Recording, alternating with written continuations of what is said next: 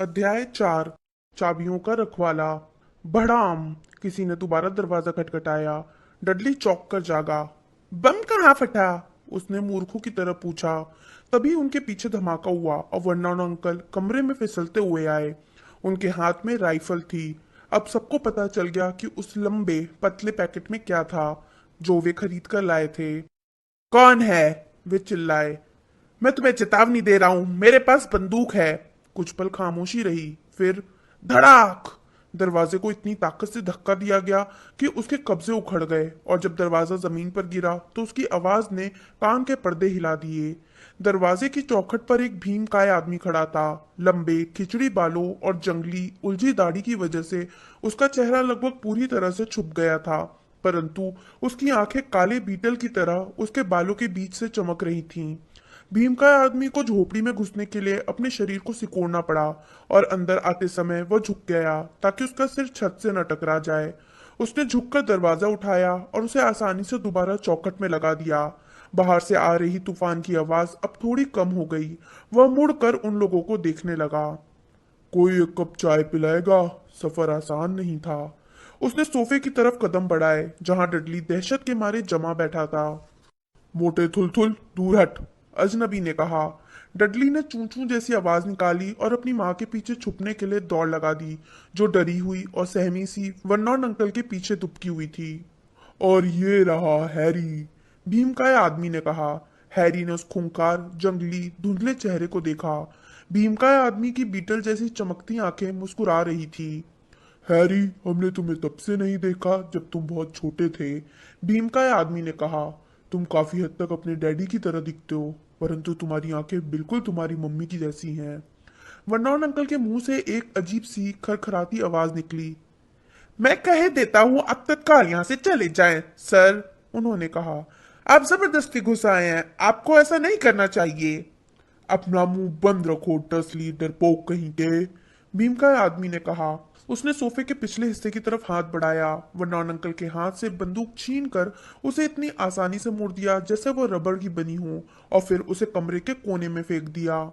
Vernon uncle ने एक और अजीब सी आवाज निकाली, जैसे किसी चूहे पर पैर रख दिया गया हो।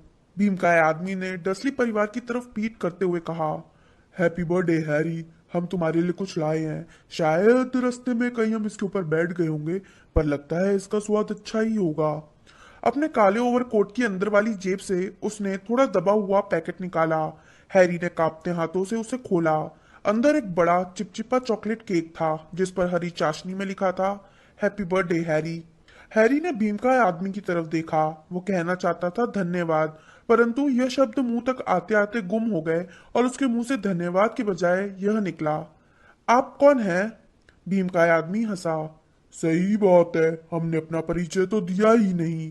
हम रूबियस हैग्रिड हैं, हॉगवर्ट्स की चाबियों और मैदान के रखवाले। फिर उसने अपना विशालकाय हाथ बढ़ाया और हाथ मिलाते समय हैरी की बाह को हिलाकर रख दिया। तो चाय के बारे में क्या ख्याल है? उसने अपने दोनों हाथ मलते हुए कहा। वैसे अगर तुम्हारे पास कोई ज्यादा जोरदार चीज हो तो हम उसके लिए भी मना नहीं करेंगे। उसकी नजर खाली अंगीठी पर पड़ी जिसमें सिकुड़े हुए चिप्स के पैकेट पड़े थे। उसने नाक भौं सिकोड़ी, फिर वह अंगीठी पर झुका। वे लोग यह तो नहीं देख पाए कि उसने क्या किया, परंतु जब वह एक पल बाद हटा तो वहां पर आग की तेज लपटें धधक रही थीं। आग की वजह से सीली पड़ी झोपड़ी में लहराती हुई रोशनी भर गई और हैरी को ऐसा महसूस हुआ जैसे वह गर्म पानी के टब में बैठ गया हो। भीमकाय आदमी एक बार फिर सोफे पर बैठ गया जो उसके वजन से दबा जा रहा था। वो अपने कोट की जेबों से ढेर सारा सामान निकालने में लगा था। तांबे की केतली, कबाब का दबा हुआ पैकेट, पोकर, चाय की पतीली, लकड़ी के कई मग और एक गहरे रंग की बोतल जिसमें से उसने चाय बनाने के पहले एक घूंट पिया। जल्दी ही भुन रहे कबाबों की आवाज और खुशबू झोपड़ी में भर गई। जब भीमकाय आदमी काम कर रहा था तो सब चुपचाप रहे, परंतु जब उसने 6 मोटे रसदार हल्के भुने कबाब पोकर से बाहर निकाले तो डडली थोड़ा छटपटाया। वर्नॉन अंकल ने तेजी से कहा, डडली, उसकी दी कोई चीज मत छूना। भीमकाय आदमी ने ठहाका लगाया। तुम्हारे मोटे थुलथुल बेटे को और मोटा करने की कोई जरूरत नहीं है, डसली, चिंता मत करो। उसने हैरी को कबाब दिए जो इतना भूखा था कि उसे लगा जैसे उसने इतनी अच्छी चीज पहले कभी नहीं खाई थी। पर अब भी वह अपनी आंखें भीमकाय आदमी पर से हटा नहीं पा रहा था। आखिरकार जब किसी ने कुछ नहीं बताया तो उसने आगे कहा, माफ कीजिए परंतु मैं अब भी सचमुच नहीं जानता कि आप कौन हैं। भीमकाय आदमी ने चाय का एक घूंट लिया और हथेली के पिछले हिस्से से अपना मुंह पोंछा। हमें हैग्रिड कहो, उसने कहा। सभी हमें इसी नाम से बुलाते हैं और जैसा कि हम पहले ही बता चुके हैं, हम हॉगवर्ट्स में चाबियों के रखवाले हैं। वैसे तुम हॉगवर्ट्स के बारे में तो सब कुछ जानते ही होगे। अर नहीं, हैरी बोला। हैग्रिड को जैसे सांप सूंघ गया। सॉरी, हैरी ने तत्काल कहा। सॉरी? हैग्रिड गरजा और डसली परिवार को घूरने लगा जो छायाओं के पीछे छुपे थे। सॉरी तुम्हें नहीं, उन्हें कहना चाहिए। हम जानते थे कि तुम्हें चिट्ठियां नहीं मिल रही थी, परंतु हमने यह कभी नहीं सोचा कि तुमने हॉगवर्ट्स का नाम भी नहीं सुना होगा। कसम से, क्या तुमने कभी नहीं सोचा कि तुम्हारी मम्मी डैडी ने ये सब कहाँ सीखा? क्या सीखा? हैरी ने पूछा। क्या सीखा? हैग्रिड गरजा। जरा एक मिनट ठहरो। वो उछलकर खड़ा हो गया। हैग्रिड गुस्से में पूरी झोपड़ी के आकार का लग रहा था। डसली परिवार दीवार से चिपककर दुबका खड़ा था। क्या इसका यह मतलब है? वो डसली पति पत्नी की तरफ देखकर गुर्राया कि यह बच्चा किसी भी चीज के बारे में कुछ भी नहीं जानता। हैरी को लगा कि अब बात हद से आगे बढ़ गई है। वो स्कूल जाता था और उसके नंबर भी बुरे नहीं आते थे। मैं कुछ चीजें जानता हूँ, उसने कहा। देखिए, मैं गणित वगैरह अच्छे से कर सकता हूँ। परंतु हैग्रिड ने अपना हाथ हवा में लहराया और कहा, मेरा मतलब है हमारी दुनिया के बारे में। तुम्हारी दुनिया, हमारी दुनिया, तुम्हारी मम्मी डैडी की दुनिया। कौन सी दुनिया? ऐसा लग रहा था जैसे हैग्रिड किसी बम की तरह बस फटने वाला था। डर्सली! वह गरजा। वह डॉन अंकल का चेहरा बहुत पीला पड़ गया और वे फुसफुसा कर काएं काएं जैसे कुछ बोले। हैग्रिड हैरी को हैरानी से घूर रहा था। परंतु तुम्हें अपने मम्मी डैडी के बारे में पता होना चाहिए, उसने कहा। हमारा मतलब है वे लोग मशहूर हैं, तुम भी मशहूर हो। क्या? मेरे मम्मी डैडी मशहूर हैं? क्या सचमुच? तुम्हें नहीं पता? तुम्हें नहीं पता? हैग्रिड ने अपने बालों में उंगलियां फिराई और हक्का बक्का होकर हैरी को घूरने लगा। तुम्हें सचमुच नहीं पता कि तुम क्या हो? उसने अंत में पूछा। मन्नान अंकल की आवाज अचानक वापस लौट आई। रुक जाइए, उन्होंने आदेश दिया। यहीं पर रुक जाइए सर, मैं आपको मना करता हूँ कि आप इस लड़के को कुछ भी न बताएं। वर्नॉन डसली से ज्यादा बहादुर आदमी भी हैग्रिड की गुस्से भरी निगाह से दहल जाता। जब हैग्रिड बोला तो उसका हर शब्द गुस्से के मारे थरथरा रहा था। तुमने उसे कुछ भी नहीं बताया? तुमने उसे कभी नहीं बताया कि उस चिट्ठी में क्या था जो डंबलडोर उसके लिए छोड़ गए थे? हम वहीं थे। हमने अपनी आंखों से डंबलडोर को चिट्ठी छोड़ते देखा था। डर्सली, तुमने इतने सालों तक उससे ये बात छुपा कर रखी? कौन सी बात छुपा कर रखी? हैरी ने उत्सुकता से पूछा। ठहर जाइए, मैं आपको मना कर रहा हूं। आतंकित होकर वर्नॉन अंकल चीखे। पिटूनिया आंटी ने घबराकर सिसकारी भरी। तुम दोनों भाड़ में जाओ और जाकर अपना सिर धुनो, हैग्रिड ने कहा। तुम एक जादूगर हो, हैरी। झोपड़ी के अंदर खामोशी थी। सिर्फ समुद्र और सीटी बजती हवा की आवाजें सुनाई दे रही थी। मैं क्या हूं? हैरी ने तेज तेज सांस लेते हुए कहा। जादूगर, और क्या? हैग्रिड ने कहा और सोफे पर एक बार फिर बैठ गया, जो उसके बोझ से दबकर कहराता हुआ थोड़ा और नीचे धंसा। और हम कहते हैं तुम बहुत अच्छे जादूगर हो, बस तुम्हें कुछ साल तक सीखने की जरूरत है। तुम जिन मम्मी डैडी के बेटे हो उनका बेटा और हो भी क्या सकता है, और हमें लगता है अब समय आ चुका है कि तुम अपनी चिट्ठी पढ़ लो। हैरी ने अपना हाथ बढ़ाया और आखिरकार उस पीले लिफाफे को ले लिया जिस पर हरी स्याही में पता लिखा था। मिस्टर एच पॉटर, फर्श, चट्टान पर बनी झोपड़ी, समुद्र। उसने चिट्ठी बाहर निकाली और पढ़ने लगा। हॉगवर्ट्स जादूगरी और तंत्र का विद्यालय, headmaster Albus Dumbledore, order of Merlin first class, grand sorcerer, chief warlock, supreme mugwump, international confederation of wizards. Dear mister Potter, हमें आपको सूचित करते हुए खुशी हो रही है कि आपको हॉगवर्ट्स जादूगरी और तंत्र विद्यालय के लिए स्वीकार कर लिया गया है। आवश्यक किताबों और उपकरणों की सूची साथ में लगी है। स्कूल 1 सितंबर से शुरू होगा। हम 31 जुलाई तक आपके उल्लू आने का इंतजार करेंगे। आपकी Minerva McGonagall, deputy headmistress. Harry के दिमाग में पटाखों की तरह कई सवाल फूट रहे थे और वह यह फैसला नहीं कर पा रहा था कि पहले कौन सा पूछे। कुछ मिनट बाद वह अटक अटक कर बोला, वे मेरे उल्लू का इंतजार करेंगे, इसका क्या मतलब है? तूफान की आंख। इससे मुझे याद आया। हैग्रिड ने कहा, और उसने अपने माथे पर इतनी जमकर हाथ मारा कि उससे कई घोड़ा गाड़ी पलट सकती थी। इसके बाद उसने अपने ओवरकोट के अंदर की दूसरी जेब में से एक उल्लू निकाला। एक असली जिंदा थोड़ा परेशान दिख रहा उल्लू, एक लंबी कलम और चमड़े का एक कागज भी। अपने दांतों में जीभ दबाकर उसने चिट्ठी लिखी, जिसे हैरी दूसरी तरफ से पढ़ सकता था। डियर मिस्टर डम्बलडोर, हैरी को उसकी चिट्ठी दे दी है। हम कल उसका सामान खरीदने के लिए उसे ले जा रहे हैं। मौसम भयानक है। आशा है आप सकुशल होंगे, हैग्रिड। हैग्रिड ने चिट्ठी मोड़ी और उसे उल्लू को पकड़ा दिया, जिसने उसे अपनी चोंच में दबा लिया। इसके बाद हैग्रिड दरवाजे तक गया और उल्लू को तूफान में उछाल दिया। फिर वो वापस आया और बैठ गया, जैसे यह करना उतना ही सामान्य हो जैसे फोन पर बात करना।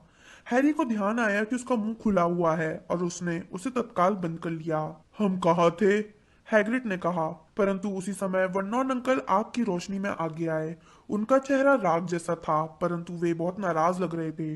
वह कहीं नहीं जाएगा, उन्होंने कहा। हैग्रिड कुरकुराया और बोला, हम देखना चाहेंगे कि तुम जैसा बड़ा मगलू उसे कैसे रोक सकता है। क्या? हैरी ने दिलचस्पी से पूछा। मगलू, हैग्रिड ने कहा, जो जादू न जाने। हम लोग जादू न जानने वाले लोगों को इसी नाम से पुकारते हैं, और यह तुम्हारा दुर्भाग्य है कि तुम दुनिया के सबसे बड़े मगलू परिवार में बड़े हुए हो। जब हमने इसे रखा था तो हमने कसम खाई थी कि ये सब बकवास बंद कर देंगे, वर्नॉन अंकल ने कहा। हमने कसम खाई थी कि हम उसके अंदर से सारे कचरे को बाहर निकाल देंगे। जादूगर! आपको पता था? हैरी ने कहा। आपको पता था मैं जादूगर हूं? पता था, पिटूनिया आंटी अचानक चीखी।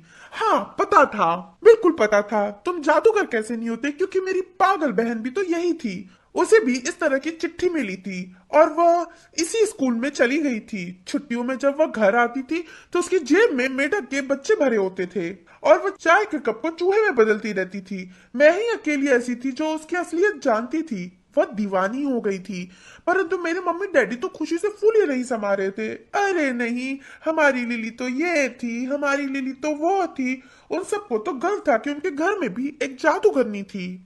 वे एक लंबी सांस लेने के लिए रुकी और फिर बोली। ऐसा लगा जैसे वे कई सालों से यह भड़ास निकालना चाहती थी। फिर वहां उसे स्कूल में पॉटर मिला और दोनों ने शादी कर ली। फिर तुम पैदा हुए और जाहिर है मैं जानती थी तुम भी उन्हीं की तरह के बनोगे, उतने ही अजीब, उतने ही पागल। और फिर एक धमाके में उन लोगों की जान चली गई और तुम हमारे पल्ले पड़ गए। हैरी का चेहरा बिल्कुल सफेद पड़ गया। जैसे ही उसकी बोलने की शक्ति वापस आई, उसने कहा, धमाके में? आपने तो मुझे बताया था कि वो लोग कार एक्सीडेंट में मरे थे। Car accident? हैग्रिड दहाड़ा। वो इतने गुस्से से कूदा कि डस्टी परिवार अपने कोने में पीछे की तरफ खिसक गए। लिली और जेम्स पॉटर कार एक्सीडेंट में कैसे मर सकते हैं? यह बकवास है, सरासर झूठ है। हैरी पॉटर अपनी खुद की कहानी नहीं जानता, जबकि हमारी दुनिया का हर बच्चा उसका नाम जानता है। परंतु क्यों? क्या हुआ था? हैरी ने जल्दी से पूछा। हैग्रिड के चेहरे से गुस्सा गायब हो गया। वो अचानक चिंतित दिखाई देने लगा। हमें इस बात की उम्मीद नहीं थी, उसने धीमी और परेशान आवाज में कहा। जब डंबलडोर ने हमसे कहा था कि तुम्हें लाने में दिक्कत हो सकती है, तो हमें अंदाजा नहीं था कि तुम्हें कुछ भी पता नहीं होगा। वैसे हैरी, हमें नहीं मालूम कि तुम्हें बताने के लिए हम सही आदमी हैं या नहीं, परंतु किसी न किसी को तो बताना ही पड़ेगा। बिना यह जाने तुम हॉगवर्ट्स कैसे जा सकते हो? उसने डसली की तरफ नफरत से देखा। तो अच्छा यह होगा कि तुम उतना जान लो जितना हम तुम्हें बता सकते हैं, परंतु ध्यान रखना, हम तुम्हें सब कुछ नहीं बता सकते। यह एक बहुत बड़ा रहस्य है। हम तुम्हें सिर्फ कुछ बातें ही बता सकते हैं। वह बैठ गया और कुछ पल तक आग को देखते रहने के बाद उसने कहा, हमें लगता है कि बात शुरू होती है उस जादूगर से जिसका नाम था, परंतु यकीन नहीं होता कि तुम उसका नाम नहीं जानते, जबकि हमारी दुनिया में हर कोई उसका नाम जानता है। कौन? देखो, अगर हमारा बस चलता तो हम उसका नाम कभी नहीं लेते। कोई भी उसका नाम कभी लेना पसंद नहीं करता। पर क्यों? तूफान की आंख, हैरी, अब भी लोग डरे हुए हैं। हे भगवान, इस बात को समझाना कितना मुश्किल है। देखो, वो एक ऐसा जादूगर था जो गलत रास्ते पर चला गया, और वो इस रास्ते पर बहुत आगे चला गया। इससे भी बुरा, बुरे से भी बुरा, उसका नाम था। हैग्रिड ने मुंह खोला, परंतु शब्द बाहर नहीं निकले। आप लिखकर बता दें, हैरी ने सुझाव दिया। नहीं, हमें उसके नाम की स्पेलिंग नहीं आती। ठीक है, वोल्डेमॉर्ट। हैग्रिड को कपकपी छूट गई। अब दोबारा हमसे उसका नाम मत कहलवाना। बहरहाल यह जादूगर आज से करीब 20 साल पहले दूसरे जादूगरों को अपने दल में शामिल कर रहा था। कई जादूगर उसके दल में चले गए। कुछ तो डरे हुए थे, कुछ उसकी ताकत से थोड़ा सा हिस्सा चाहते थे, क्योंकि वो अपने आप को सचमुच ताकतवर बना चुका था। बहुत बुरे दिन थे हैरी। कोई नहीं जानता था कि किस पर भरोसा करे और किस पर नहीं। अजनबी जादूगरों या जादूगरनियों से दोस्ती करने की हिम्मत नहीं होती थी। भयानक घटनाएं होने लगी। वह सिंहासन की तरफ बढ़ रहा था। जाहिर है कुछ लोग उसके खिलाफ लड़े और उसने उन्हें मार डाला, भयानक तरीके से। हॉगवर्ट्स की इकलौती ऐसी जगह थी जहां खतरा नहीं था। हमें लगता है कि डंबलडोर ही अकेले इस जादूगर थे जिनसे तुम जानते हो कौन डरता था। स्कूल पर कब्जा जमाने की उसकी हिम्मत नहीं थी, कम से कम उस समय तो नहीं थी। अब जहां तक हम जानते हैं तुम्हारे मम्मी डैडी बहुत अच्छे जादूगर थे। अपने स्कूल के दिनों में वे हॉगवर्ट्स में हेड बॉय और हेड गर्ल थे। ये रहस्य है कि तुम जानते हो कौन ने उन्हें अपनी तरफ मिलाने की इससे पहले कोशिश क्यों नहीं की। शायद वो जानता था कि वे डंबलडोर के इतने करीब थे कि काले जादू की तरफ कभी नहीं जाएंगे। या शायद उसने सोचा हो कि वो उन्हें राजी कर लेगा, या फिर शायद वो सिर्फ उन्हें अपने रास्ते से हटाना चाहता था। हम तो बस इतना जानते हैं कि वह 10 साल पहले हेलोवीन के दिन उस गांव में गया जहां तुम्हारा परिवार रहता था। जब तुम सिर्फ 1 साल के थे वह तुम्हारे घर गया और हैग्रिड ने अचानक एक बहुत गंदा धब्बेदार रुमाल निकाला और इतनी जोर से नाक छिनकी मानो कोहरे की चेतावनी देने वाला बिगुल बज रहा हो। सॉरी, उसने कहा, परंतु ये बहुत दुख भरी कहानी है। हम तुम्हारे मम्मी डैडी को जानते थे और उनसे अच्छे लोग दुनिया में नहीं मिल सकते। खैर, तुम जानते हो कौन ने उन्हें मार डाला और दरअसल हैरानी की बात यह है उसने तुम्हें भी मारने की कोशिश की। हमें लगता है वो तुम्हारे पूरे खानदान को पूरी तरह से खत्म कर देना चाहता था, या शायद उसे तब तक दूसरों की जान लेने में मजा आने लगा था, परंतु वो ऐसा नहीं कर सका। कभी तुमने सोचा कि तुम्हारे माथे पर यह अजीब सा निशान कैसे आया? यह कोई मामूली खरोच नहीं है हैरी। ऐसा घाव तब आता है जब कोई शैतान किसी को शक्तिशाली और बुरा शाप देता है। तुम्हारे मम्मी डैडी और घर को तो उसने पहले ही मिटा दिया था, परंतु उसका जादू तुम पर नहीं चल पाया हैरी, और इसलिए तुम मशहूर हो। उसने जिन लोगों को मारने का फैसला किया उसमें आज तक एक भी नहीं जिंदा बचा, कोई भी नहीं सिवाय तुम्हारे। और उसने अपने जमाने के बड़े बड़े जादूगरों को मार डाला। मैकिनॉस, बोन्स, प्रिवेट्स। तुम तो छोटे से बच्चे थे और फिर भी तुम जिंदा बच गए। हैरी के दिमाग में बहुत दर्दनाक विचार आ रहे थे। जब हैग्रिड की कहानी खत्म हुई तो एक बार फिर हैरी ने हरी रोशनी की चकाचौंध दिखी और उसे वह पहले से भी ज्यादा साफ दिखी। अब उसे कुछ याद भी आया।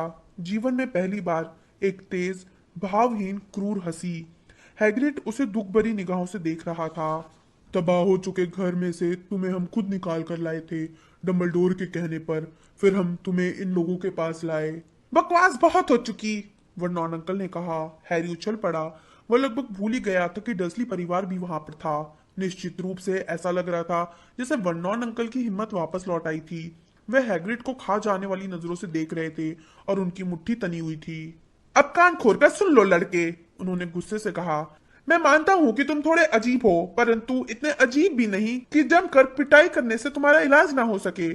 और जहां तक तुम्हारे माता पिता के बारे में कही गई बातों का सवाल है, तो यह सच है कि वे जादूगर थे। मैं इस बात से इनकार नहीं करता, पर मुझे लगता है कि दुनिया उनके बिना ज्यादा अच्छी तरह चल रही है। उन्हें वही मिला जो उन्हें मिलना चाहिए था। इन जादूगरों से घुलने मिलने का नतीजा यही होता है। मुझे ऐसी ही उम्मीद थी। हमेशा जानता था कि उनका अंत बुरा ही होगा। परंतु उसी पल हैग्रिड सोफे से उछला और उसने अपनी कोट के अंदर से एक टूटी फूटी गुलाबी छतरी निकाली।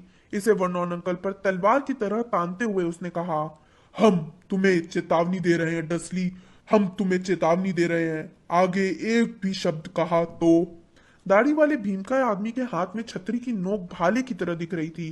घायल होने के खतरे को देखते हुए वर्नॉन अंकल की हिम्मत एक बार फिर जवाब दी गई। वे दीवार से पूरी तरह टिक गए और खामोश हो गए। अब ठीक है, हैग्रिड ने कहा, जो गहरी सांस लेते हुए एक बार फिर सोफे पर बैठ गया, और इस बार सोफा इतना धस गया कि फर्श से जा लगा। इस बीच हैरी को बहुत से सवाल पूछने थे, सैकड़ों सवाल। परंतु सॉरी, मेरा मतलब है तुम जानते हो कौन का क्या हुआ? अच्छा सवाल है हैरी। गायब हो गया, खत्म हो गया उसी रात को जिस रात को उसने तुम्हें मारने की कोशिश की थी। इस वजह से तुम और भी ज्यादा मशहूर हो गए। यही तो सबसे बड़ा रहस्य है। देखो, वो दिनों दिन ज्यादा ताकतवर होता जा रहा था, फिर वह क्यों चला गया? कुछ लोग कहते हैं कि वो मर गया। हमें लगता है यह बेकार की बात है। हमें नहीं लगता उसमें इतनी इंसानियत थी कि वो मर जाता। कुछ लोग कहते हैं कि वो अब भी कहीं पर है और अपना समय काट रहा है, परंतु हमें इस पर भी विश्वास नहीं है। जो लोग उसकी तरफ थे अब वो हमारी तरफ लौट आए हैं। कुछ तो जैसे लंबे समय तक बेहोश रहने के बाद होश में आए। अगर वह वापस आ रहा होता तो हमें नहीं लगता कि यह लोग लौटकर हमारी तरफ आ सकते थे। हम में से ज्यादातर लोगों का मानना है कि वह अब भी कहीं पर है, परंतु उसकी शक्तियां चली गई हैं। वो इतना कमजोर हो गया है कि अब कुछ नहीं कर सकता, क्योंकि तुम्हारे पास ऐसी कोई चीज थी हैरी जिसने उसे खत्म कर दिया था। उस रात को ऐसा कुछ हुआ था जिसकी उसे कतई उम्मीद नहीं थी। हम नहीं जानते कि वो क्या था, कोई भी नहीं जानता, परंतु तुम्हारे अंदर कोई ऐसी चीज थी जिसने उसकी गिल्लियां बिखेर दी। हैग्रिड की आंखों में हैरी के प्रति प्रेम और सम्मान का भाव झलक रहा था, परंतु हैरी खुशी और गर्व का अनुभव करने के बजाय सोच रहा था कि कहीं कोई भयानक गलती हुई है। जादूगर और वह, ये कैसे संभव हो सकता था? जिंदगी भर वो डडली से मार खाता रहा, पिटूनिया आंटी और वर्नॉन अंकल की दहशत में रहा।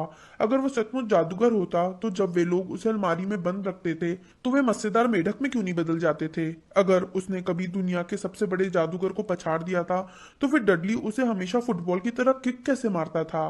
हैग्रिड, उसने धीमे से कहा, मुझे लगता है आपको कोई गलत फहमी हुई है। मुझे नहीं लगता कि मैं जादूगर हो सकता हूँ। उसे यह देखकर हैरानी हुई कि हैग्रिड हंस रहा था। जादूगर नहीं हो? अच्छा, जब तुम नाराज या डरे होते हो तो क्या कभी तुम्हारे साथ कुछ अजीब घटनाएं हुई हैं? हैरी ने आग की तरफ देखा। अगर इस तरह से सोचा जाए तो हर वह अजीब चीज जिससे उसके अंकल आंटी उससे बुरी तरह नाराज हुए थे तब हुई थी जब हैरी या तो डरा हुआ था या फिर गुस्से में था। जब डडली का गैंग उसका पीछा कर रहा था तो न जाने कैसे वह उन लोगों की पहुंच से दूर चला गया था। जब वो बेहुदा कटिंग के बाद स्कूल जाने से डर रहा था तो उसके बाल अपने आप बढ़ गए थे। और आखिरी बार जब डडली ने उसे मारा था तो क्या उसने बदला नहीं ले लिया था? हालांकि उसे यह पता नहीं था कि वह ऐसा कर रहा था। क्या उसने उस सांप को नहीं छोड़ा था? हैरी ने हैग्रिड की तरफ मुस्कुराते हुए देखा, और हैग्रिड पहले से ही उसे देखकर मुस्कान बिखेर रहा था। देखा, हैग्रिड ने कहा, हैरी पॉटर जादूगर कैसे नहीं है? तुम जरा सा ठहरो तो सही, तुम हॉगवर्ट्स में मशहूर हो जाओगे। परंतु वर्नॉन अंकल बिना लड़े हार मानने वाले नहीं थे। मैंने पहले ही बता दिया है कि वह नहीं जाएगा, उन्होंने फुफकारते हुए कहा।